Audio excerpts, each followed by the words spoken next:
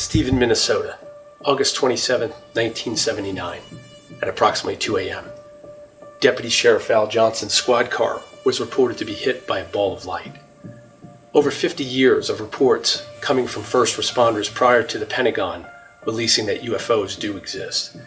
This video is to share some of the most explicit cases. And at the end, there's a special piece of footage I put in there that to this day, I've never seen anything like. I hope you guys enjoy it. Well, Jenny and Ken, when you see it in the sky, it's a light and you don't know what it is. They call it an unidentified flying object, and just the phrase itself has a little buzz that gets everybody's attention. This St. Helens woman you just mentioned there says that this has appeared, these lights have appeared over her house the last 2 nights in a row. Her name is Michelle Gabrielli, and she shared these videos with us that she took of these lights over her house. She says she counted at least 15 of the strange lights and that they seem to fly apart at times and then fly back together. I don't know what that was last night. I don't know. I can only speculate. For me, it's an unidentified flying object. That doesn't mean it's an alien. It just means there was something in the sky that we didn't do. Hey, could be an alien, could not be an alien. One expert on this topic says that Oregon, strangely, has the second most UFO sightings in the entire United States. Had no idea that was the case. Our Cole Miller has documented some of the strange sightings in the Northwest.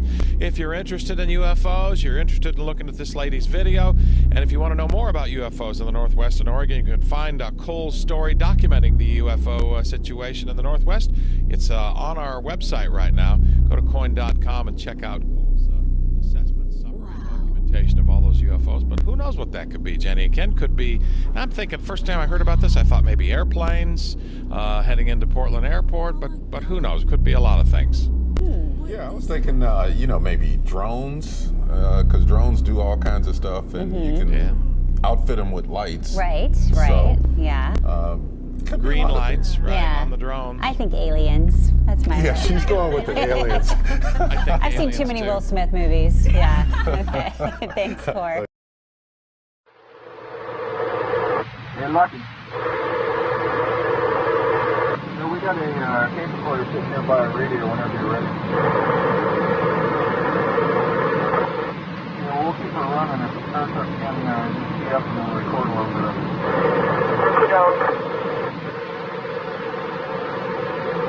Just didn't want to think we all screw loose. Got water. All go to bed. Yes, all it is now is just an orange glow. That's all I can see. Because the sun is coming up. Better not be. It's awful early. We're early for the sun paper, Joe. I don't think the sun would just be in that one spot. I think it's moving out, you guys. Oh, we'll watch it. We moved up to a higher vantage point, so you tell us what it does. Well, listen.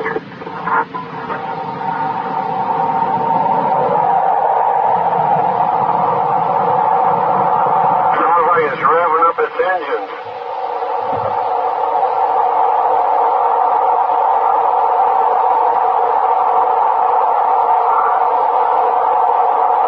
Can you hear it? I hope. It's sure cold out here.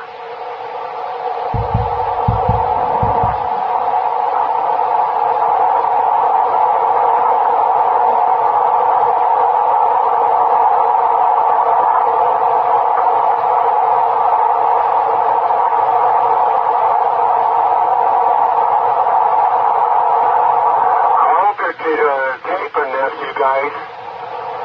Yes, we are.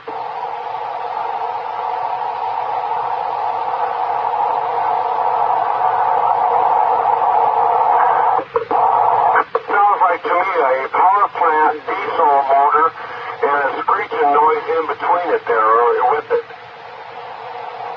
Okay, yeah, we're listening. 4:29 a.m. Just for the record.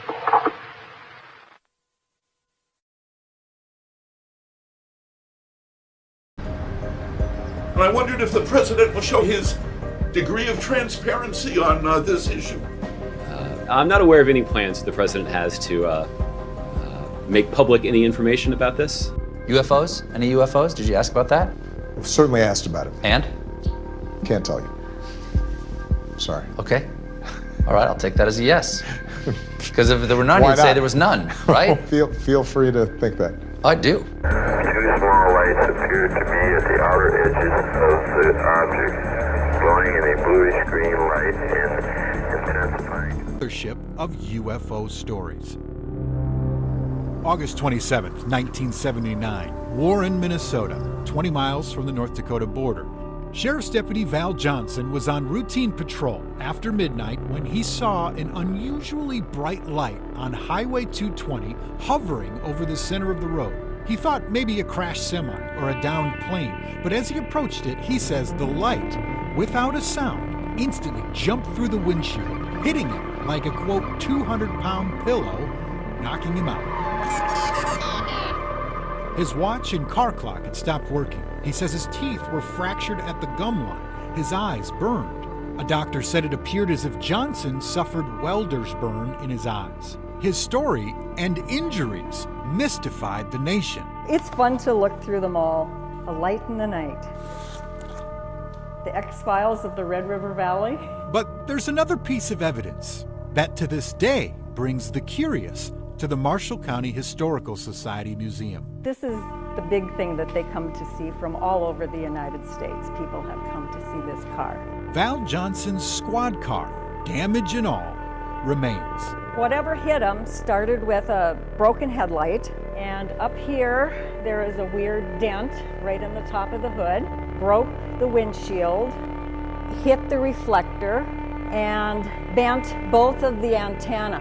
When they found him, his watch and the car had stopped for 14 minutes. Who knows? The sheriff's office back in '79 brought out experts from Honeywell and the Ford Motor Company to examine the damage. The crash investigator from Ford said the cracks in the glass, collectively, were unlike anything he'd seen before. No one in 42 years has been able to take all those facts and create a reasonable explanation as to what happened, including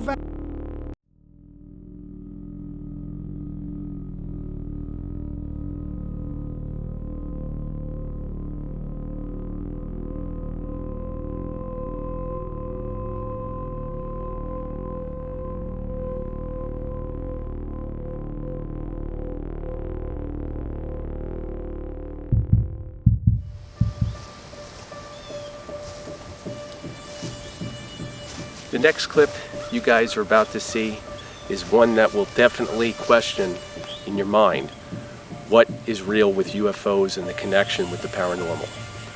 I've looked at this clip many times, I've studied it, I've went over it in multiple video editing softwares, and all I can say is it's absolutely a beautiful thing to see, but one thing one can't help but ask themselves is just how real the connection between the paranormal and UFOs is.